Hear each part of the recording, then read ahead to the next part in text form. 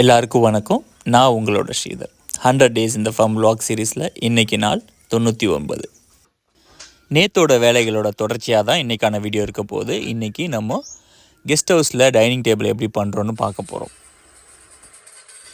இந்த டைனிங் டேபிளுக்கு நான் எடுத்திருக்கிற ஸ்கொயர் டியூபோட சைஸ் வந்து 1.5x 2.5, அதுக்கப்புறம் 1.5x 1.5.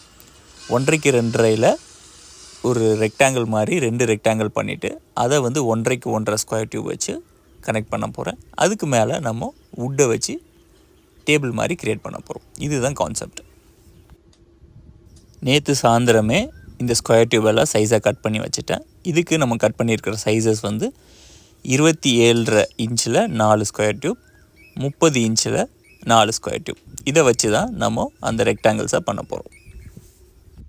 அதுக்கப்புறம் அந்த 2 ரெக்டாங்கிள்ஸையும் கலெக்ட் பண்ணுறதுக்கு 5.5 அடியில் 2 ஸ்கொயர் டியூப்.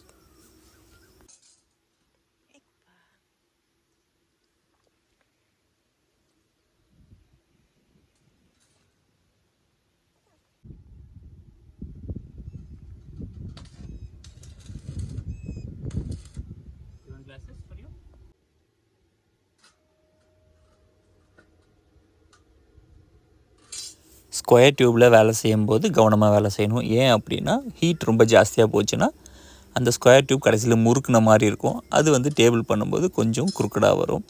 என்ன தான் நம்ம ட்ரை பண்ணோம், லைட்டாக அப்படி தான் வரும். ஏன்னா நமக்கு அந்தளவுக்கு எக்ஸ்பீரியன்ஸ் இல்லை. அதனால் கொஞ்சம் பார்த்து பண்ணிகிட்ருக்கிறேன். ஏன்னா நம்மளும் ஏன்னா தண்ணோன்னு பண்ணோன்னா இன்னும் ரொம்ப வளைஞ்ச மாதிரி போயிடும்.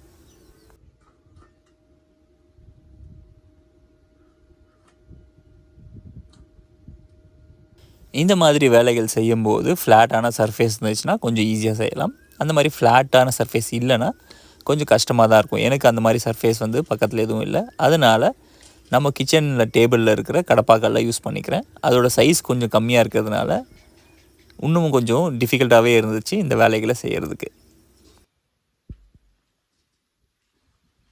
இப்போது 2 ரெக்டாங்கிள் ரெடி ஆகிடுச்சு. அந்த 2 ரெக்டாங்கிளையும் நம்ம 2 ஸ்கொயர் டியூப் வச்சு ஜாயின் பண்ணோன்னா ஒரு டேபிள் மாதிரி ஃபார்ம் ஆகிடும். அதுக்கு முன்னாடி நம்ம வெல்டு வச்ச இடத்த எல்லாமே நம்ம ஆங்கிள் கிரைண்டர் போட்டு அந்த கிரைண்ட் பண்ணி எடுக்கணும். ஏன் அப்படின்னா அப்போ தான் அந்த இடத்துல ஸ்மூத்தாக இருக்கும். நம்ம ராட் வச்சு வெல்டு பண்ணும்போது ஈஸியாக இருக்கும். ஆல்ரெடி வெல்டு பண்ண இடத்துல நம்ம ராட் வச்சோன்னா 2 மில்லிமீட்டர் 3 மில்லிமீட்டர் எக்ஸ்ட்ரா போகும். அதனால் டேபிள் வந்து ரெக்டாங்கிள் ஷேப்பில் இல்லாமல் கொஞ்சம் ராம்பஸ் ஷேப்புக்கு போயிடும். அந்த ஒரு விஷயத்துக்காக நம்ம வெல்டு பண்ண இடத்தெல்லாம் நல்லா ஆங்கிள் கிரைண்டர் வச்சு சமமாக தேய்ச்சி எடுத்துக்கணும்.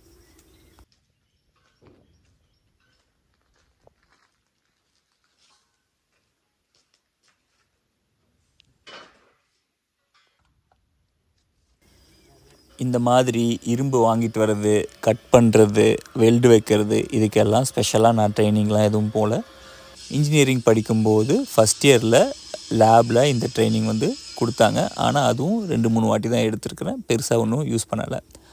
ஆனால் நம்ம நேரில் உட்காந்து பார்த்துருக்கிற அனுபவம் இருந்திருக்கு. அதுக்கப்புறமா யூடியூப்ஸ் பார்த்து தான் இது எல்லாமே வெல்டிங் எப்படி வைக்கிறதுன்னு கற்றுட்ருக்கேன். அதனால் இது எல்லாமே ரொம்ப டிஃபிகல்ட்டான ஜாபு. இது வந்து டெக்னிக்கல் ஸ்கில் இருந்தால் தான் பண்ண முடியும், இது எல்லாமே ப்ரொஃபஷ்னல் தான் பண்ண முடியும் அப்படின்னு நீங்கள் நகர்ந்து நிற்க வேண்டாம். கொஞ்சம் கொஞ்சமாக அது எல்லாமே நம்ம கற்றுக்கலாம். ஆரம்பத்தில் அந்த புகை கண்ணுக்கு ஆகாது. அதனால் கண்ணுக்கு மட்டும் ப்ரொடெக்ஷன் எப்பயுமே வச்சுக்கோங்க. மற்றபடி எல்லாமே ஈஸியாக கற்றுக்கலாம். எல்லாமே ஒரு சின்ன டெக்னிக்ஸ் தான். அந்த டெக்னிக்ஸை நம்ம ஃபாலோ பண்ணோன்னா யார் வேணாலும் வெல்டு வைக்கலாம், தைரியமாக வைக்கலாம்.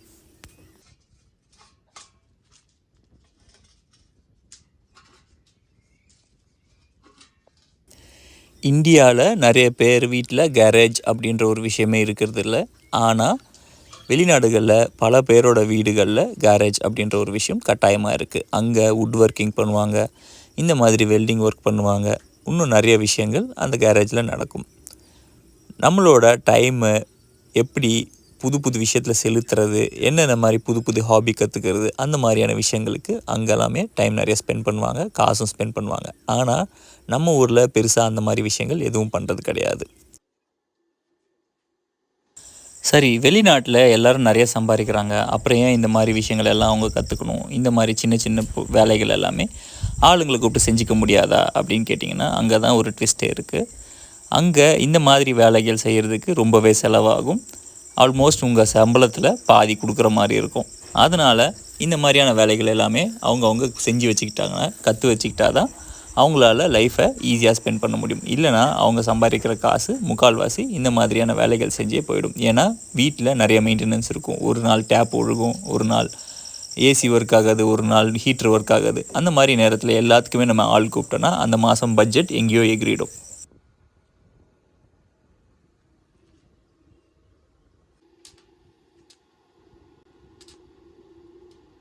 நான் ஆரம்பத்தில் வெல்டிங் வைக்க கற்றுக்கிட்டப்போ 2 மெட்டலை ஒட்ட வைக்க தெரியும். ஆனால் அது கரெக்டாக ரைட் ஆங்கிளில் வச்சு பண்ணுறோமா, இல்லை அது ஒரு மாதிரி ஆங்கிள் முறுக்கிட்டு போதா, அந்த மாதிரியெல்லாம் செக் பண்ணுறதெல்லாம் எனக்கு தெரியாது. அந்த மாதிரி கற்றுக்கிறதுக்கு ரொம்ப நாள் ஆச்சு. அதுக்கு கற்றுக்கிறதுக்கும் எனக்கு சோம்பேறித்தனமாக இருந்துச்சு. ஆனால் நம்மளோட லைஃப்பில் நிறைய நேரத்தில் நமக்கு நோன் ஆன்சர் வரும். அந்த மாதிரி நோன் வரும்போதெல்லாம் நம்ம தோண்டு போகக்கூடாது. அந்த மாதிரி நோ வரும்போது அதை எப்படி நம்ம நம்மளாக பண்ண முடியும் அப்படின்னு யோசிப்பேன் நான். இந்த மாதிரி தான் நான் ஒரு ஷெல்ஃபு செய்யணும்னு நினச்சேன் நம்மளோட கடைக்கு. அந்த ஷெல்ஃபுக்கு தான் ஃபஸ்ட்டு நான் ஸ்கொயர் டியூப்பில் வெல்டு பண்ண ஆரம்பித்தது. அப்போது மெட்டீரியல் 2000 ரூபா ஆச்சு. நான் போயிட்டு இந்த மாதிரி ஷெல்ஃப் டிசைன் இந்த மாதிரி வேணும் அப்படின்னு சொல்லி ஒரு வெல்டிங் ஷாப்பில் கேட்டேன். அவர் 4000 ரூபா எனக்கு கொடுத்தா நான் இதை செஞ்சு தரேன் அப்படின்னாரு. மெட்டீரியலே 2000 ரூபா தான் வருது, நீங்கள் 4000 ரூபா கேட்குறீங்களே, 6000 ரூபாய்க்கு ஒரு ஷெல்ஃப் எப்படி செய்கிறது அப்படின்னு சொல்லி நான் கேட்டேன். இல்லைனா நீயே செஞ்சுக்கோ அப்படின்னாரு. சரி ஓகே, நம்மளே செஞ்சு பார்ப்போமே, இதில் என்ன இருக்குது, வேஸ்ட்டானால் ஒரு 2000 ரூபா தானே வேஸ்ட் ஆக போகுது, பரவாயில்ல பண்ணிக்கலாம் அப்படின்னு சொல்லி நான் அந்த ஷெல்ஃபை செய்ய ஆரம்பித்தேன். ரொம்ப கஷ்டப்பட்டு ஒரு 2 வாரம் ஆகிடுச்சு எனக்கு அந்த ஷெல்ஃப் செய்கிறதுக்கு. ஆனால் அது செஞ்சு முடித்ததுக்கப்புறம் எனக்கு பெருசாக ஒரு தன்னம்பிக்கை வந்துச்சு. நம்மளால் முடியாத காரியம் எதுவுமே இல்லை, நம்ம முயற்சி பண்ணி பார்க்கணும். எந்த ப்ராப்ளமே பக்கத்தில் போய் பார்த்தோன்னா அந்த ப்ராப்ளம் ரொம்ப சின்னதாக தெரியும். நம்ம தூரமாக இருந்து பார்க்கும்போது தான் அந்த ப்ராப்ளத்துக்கு சொல்யூஷன் தெரியாது. ரொம்ப பக்கத்தில் போயிட்டோன்னா கட்டாயமாக அதுக்கான சொல்யூஷன் கண்டுபிடிச்சிடலான்னு சொல்லி எல்லா வேலையும் இறங்கி செய்ய ஆரம்பித்ததுக்கப்புறம் எந்த பிரச்சனையுமே இல்லாமல் நம்மளால் செய்ய முடியுது.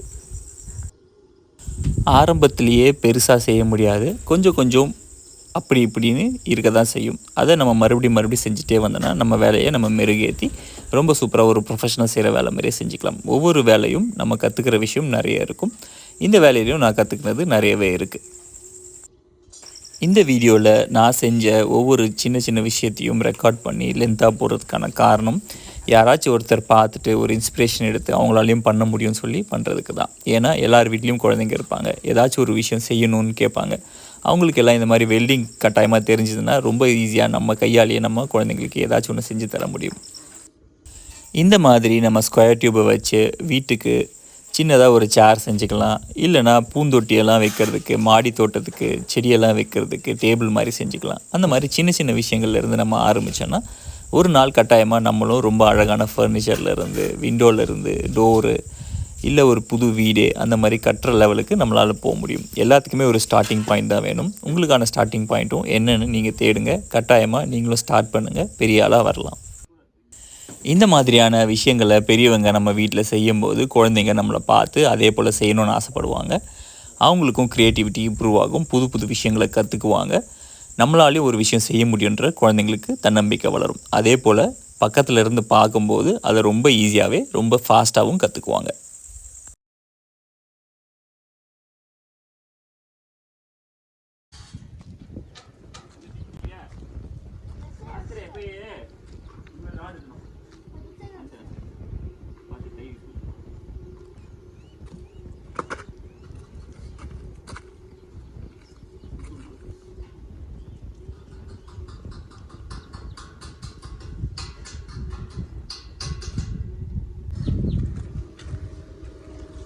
I can understand you don't want to work, you just tell, no? You don't need to break the tools. Yeah, rest now. Switch off, yeah. Need to switch it off. And plug it out. No need to plug out.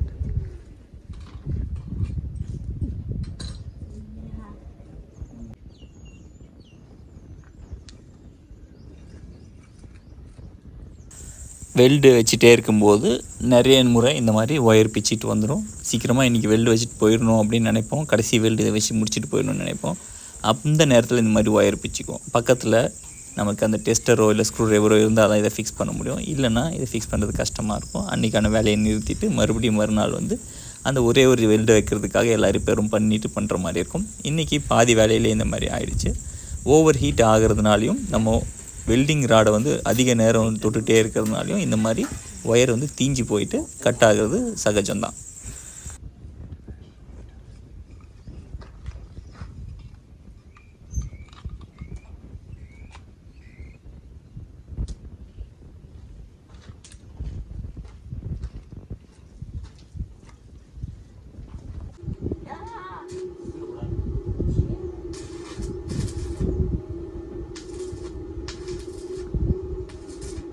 இந்த மாதிரி பொறுமையாக நான் weld வச்சுட்டு இருந்தேன். Oscar இன்றைக்கி ஒரு கம்பி எடுத்துகிட்டு வந்து இதை வெல்டு வச்சு கொடுப்பா அப்படின்னா, இல்லைடா வேலை நிறைய இருக்குது, எல்லா வேலையும் முடிச்சா தான் செய்ய முடியும்னு அவன் ஓரமாக உட்காந்துட்டான். ஆனால் அப்பப்போ நடுநடுவில் அப்பா உன் வேலை முடிஞ்சான்னு கேட்டுகிட்டே இருந்தான். Still don't touch anything.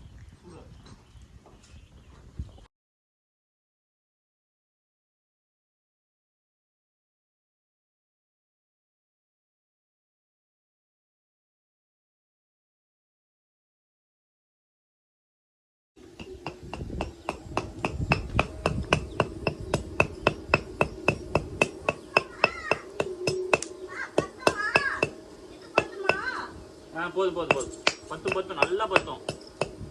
எதுவுமே அடுப்பில் வைக்க நல்லா பத்தும்.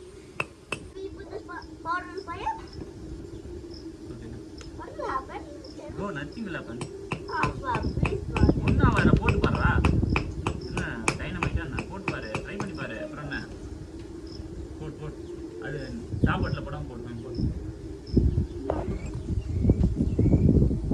என்னாச்சு?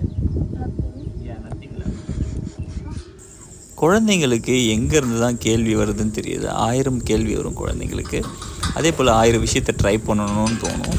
அவங்க அந்த விஷயங்கள் அவங்களோட உயிருக்கு ஆபத்து இல்லாத போது கட்டாயமாக அதை ட்ரை பண்ண விடணும். நீ அதை பண்ணாத, நீ இதை பண்ணாத அப்படின்னு சொல்லி நம்ம கண்ட்ரோல் பண்ணி வச்சுருந்தோன்னா குழந்தைங்க நம்ம முன்னாடி ஒரு மாதிரி இருப்பாங்க, நம்ம இல்லாதப்போ ஒரு மாதிரி ரியாக்ட் பண்ணுவாங்க. ஏன்னா அவங்களுக்கு ஒரு விஷயத்த செஞ்சாகணும், அப்பா அதை தடுத்துட்டே இருக்காரு, அப்போ அப்பா இல்லாத சமயத்தில் தான் அதை செய்ய முடியும்னு சொல்லி நமக்கு பின்னாடி ஒரு மாதிரி அவங்க நடக்க ஆரம்பிப்பாங்க. ஸோ அந்த மாதிரி விஷயங்களை நம்ம தடுக்கணும் அப்படின்னு நினச்சோன்னா, அவங்க இதை செய்யணும் அப்படின்னு ஆசைப்பட்டாங்கன்னா நம்ம கண்ணு முன்னாடி அதை செய்ய சொல்லி தரணும். அதே போல் அதில் என்ன பிரச்சனை இருக்குது, என்ன நல்லது இருக்குது அப்படின்னு நம்ம பிரித்து ஆராய்ஞ்சு பார்க்குறதுக்கான விஷயங்களை குழந்தைங்களுக்கு சொல்லி கொடுக்க ஆரம்பித்தோன்னா குழந்தைங்க தவறான வழிக்கு போக மாட்டாங்க. நம்ம டைனிங் டேபிளுக்கான ஃப்ரேம் ஒர்க்கை செஞ்சாச்சு. இதுக்கப்புறமா அதில் சாண்டிங் பண்ணணும். நம்ம வெல்டிங் வச்சப்போ ஒரு சில இடத்துல வெல்டிங் பிசுறு எல்லாமே இருக்கும். அந்த பிசுறு எல்லாமே இப்போ நம்ம தட்டி எடுக்க போகிறோம். இப்போது நம்ம வெல்டு வச்ச இடத்துல வந்து கேப் நிறைய இருந்தது. அதனால் ஒரு கம்பியிலேருந்து அந்த ஃப்ளக்ஸை எல்லாமே எடுத்துகிட்டு அந்த கம்பியோடு வச்சு வெல்டு வச்சோம். எப்போ தான் வந்து வெல்டு நல்லா பிடிக்கும், இல்லைனா கேப் இருந்துச்சுன்னா ஓட்டையாக விழும். அந்த ஒரு ரீசனுக்காக அந்த மாதிரி பண்ணோம். இப்போது அந்த இடத்துல வந்து நம்மளுக்கு ஜாஸ்தியாக இருந்துச்சு, அதனால் அதை கிரைண்டிங் பண்ணி எடுத்துகிட்டு வேறு எங்கெல்லாம் கேப் இருக்குது, எங்கெல்லாம் வெல்டு வைக்காமல் விட்டுருக்குன்னு சொல்லி சுற்றி பார்த்து எல்லா வெல்டையும் வச்சு முடிச்சாச்சு.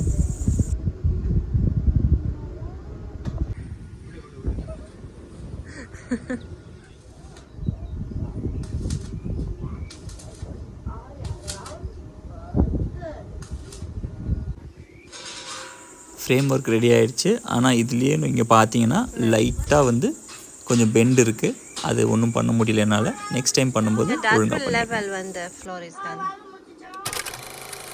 நாளைக்கு இன்னொரு வீடியோவில் பார்ப்போம். அது வரைக்கும் எல்லாருக்கும் பாய்.